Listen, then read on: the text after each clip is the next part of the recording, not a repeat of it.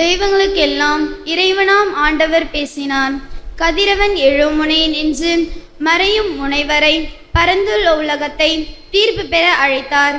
எழிலின் நிறைவாம் சியோனி நின்று ஒளி வீச மிளர்கின்றார் கடவுள். பலியிட்டு என்னோடு உடன்படிக்கை செய்து கொண்ட என் அடியார்களை என் முன் ஒன்று கூட்டுங்கள். வான்வெளி அவரது நீதியை எடுத்துயும்பும். ஏனெனில் கடவுள் தாமே நீதிபதியாய் வருகின்றார். கடவுளுக்கு நன்றி பலி செலுத்துங்கள். உன்னதருக்கு உங்கள் நேர்ச்சிகளை நிறைவேற்றுங்கள். துன்ப வேளையில் என்னை கூப்பிடுங்கள், உங்களை காத்திடுவேன்.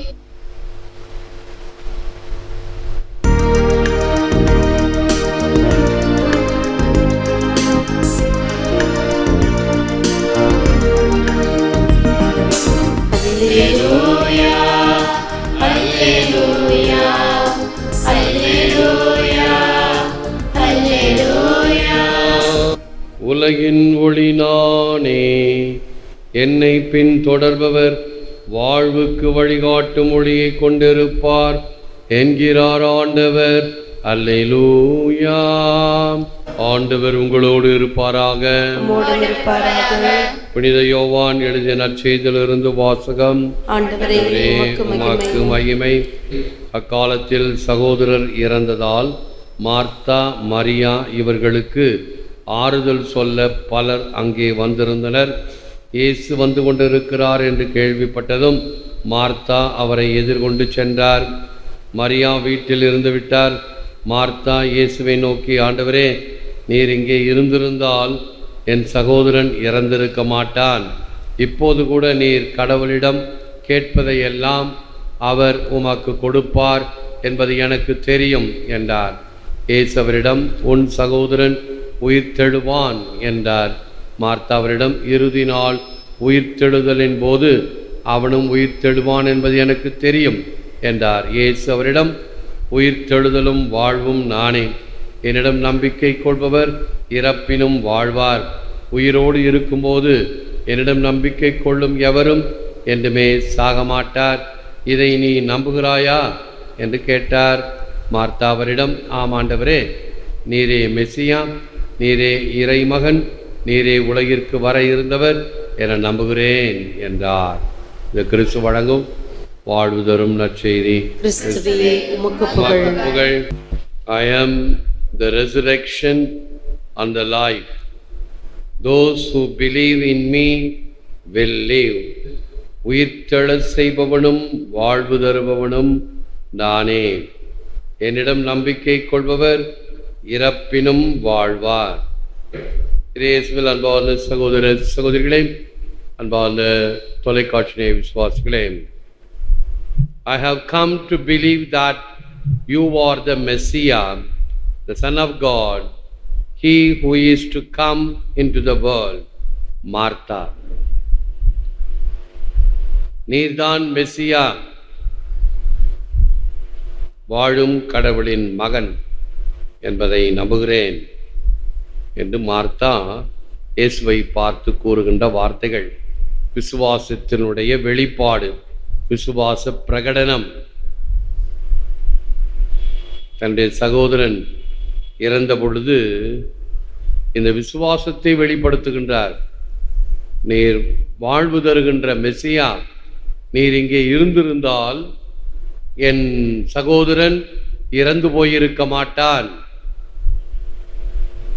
அப்ப இயேசு சொல்வார், இப்ப கூட ஒன்றும் குறைஞ்சு போகல, வா அவனை போய் பார்க்கலாம், அவனை எழுப்ப போகிறேன். நம்ப முடியவில்லை. என்ன செய்ய போகிறார் என்று மார்த்தாவுக்கு தெரியாது, மரியாவுக்கு தெரியாது. கல்லை அகற்றுங்கள்.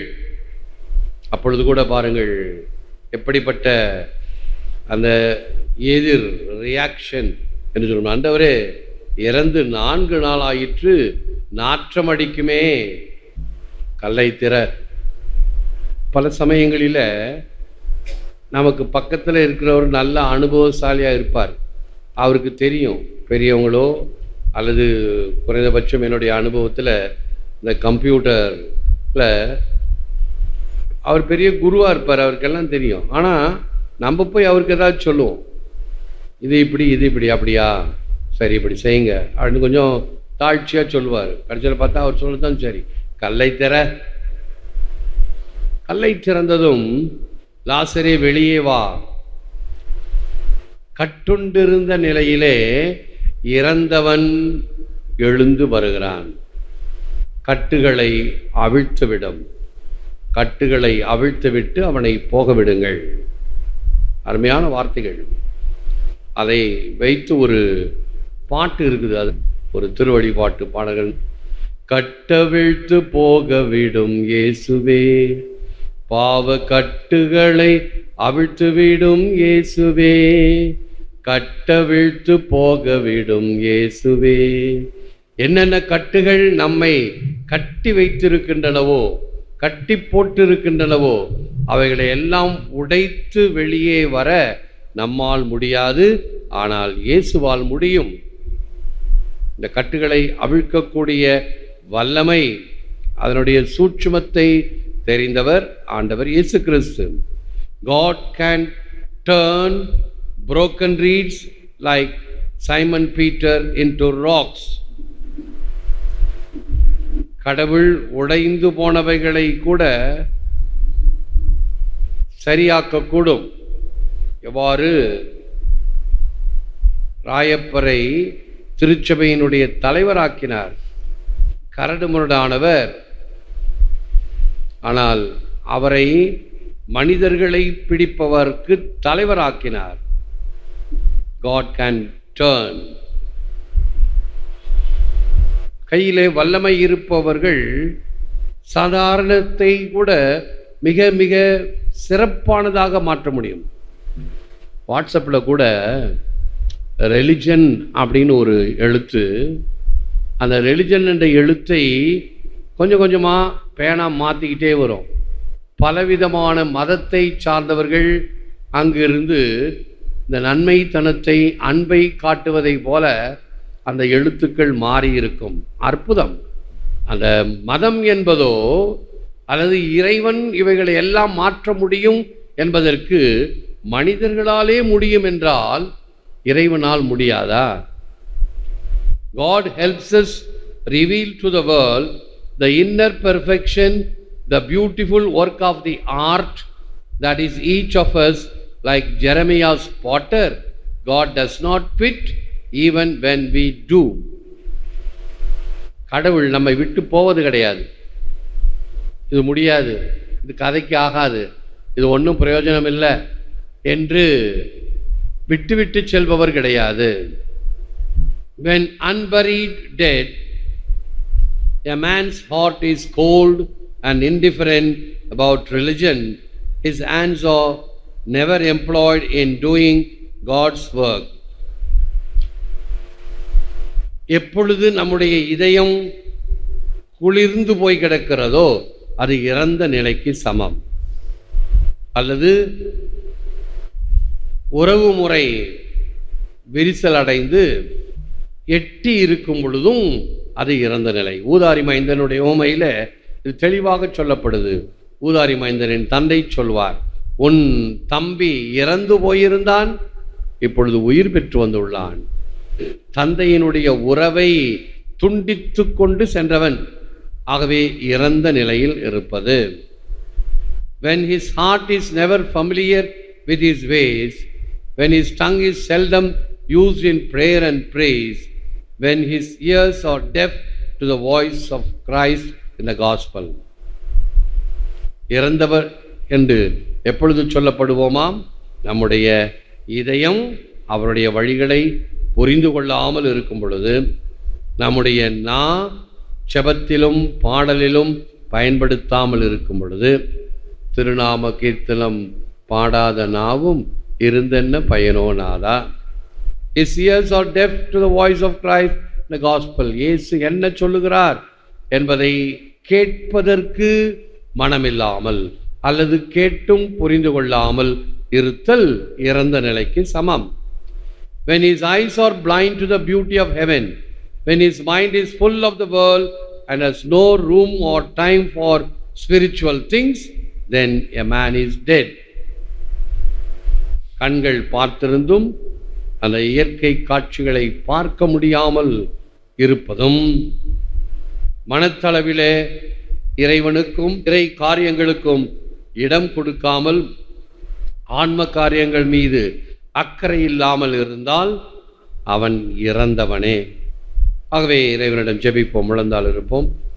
எம்மை படைத்து பராமரித்து பாதுகாத்து வரும் நல்ல தேவனை எம்மை போற்றுகிறோம், புகழுகிறோம், நன்றி கூறுகின்றோம், ஆராதிக்கின்றோம். நாங்கள் உம்முடைய வார்த்தைகளை செவிமடுத்தும், உம்முடைய செயல்பாடுகளை உணர்ந்தும், இதயத்தால் கேட்டும், இதயத்தால் பார்த்தும், இதயத்தால் உணர்ந்தும், நீரே வல்லமையுள்ள ஆண்டவர், நீரே வாழுகின்ற கடவுளின் மகன், நீரே மெசியா, ஆண்டவராய் இயேசுவே, தாவீதின் மகனே, மெசியாவே, என் மீது இரக்கமாயிரும் என்று யாரெல்லாம் விசுவாச குரலோடு உம்மை கூவி அழைத்தார்களோ அவர்களெல்லாம் நலம் பெற்றதையும் நன்மைத்தனத்தை பெற்று மாற்றம் பெற்று சென்றதையும் நற்செய்தியில் பார்க்கிறோம். நாங்களும் உம்மை நாடி தேடி வரவும் உம்முடைய அருள் ஆசீரினால் நாங்கள் நலம் பல பெறவும் நம்பிக்கையுடனும் இறை அன்பு பிறரன்புடன் இருக்கின்ற உள்ளங்களை ஆசீர்வதியும், அருள் பாலியும். தெய்வீக ஒளி அவர்கள் உள்ளும் அவர்கள் இருக்கின்ற இடத்திலும் சுடர் வீசட்டும். இயேசுவே, பாவ கட்டுகளை அவிழ்த்துவிடும். உம்முடைய வார்த்தை ஒன்றே போதும், எனக்கு எல்லாம் நிறைவேறும் என்ற விசுவாச நிறைவை தாரும். ஏற்று வரமருளும் இறைவா காக்கும் கரங்களினால். ஆமென். ஆமென்.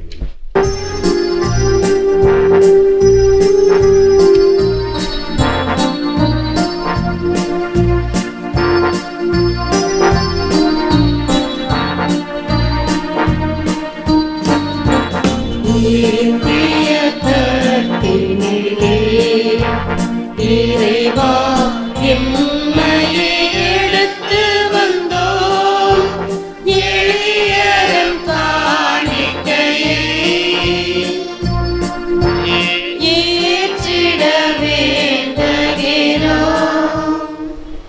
பிதா, சுதன், பரிசுத்த ஆவியின் பெயராலே ஆமென். இயேசுவுக்கே புகழ். மரியே வாழ்க. அன்பர்களே, ஒவ்வொரு வீடியோவின் கீழும் மறையுரை விளக்கங்கள் உள்ளன. படித்து பயன்பெறுங்கள். நன்றி. வணக்கம்.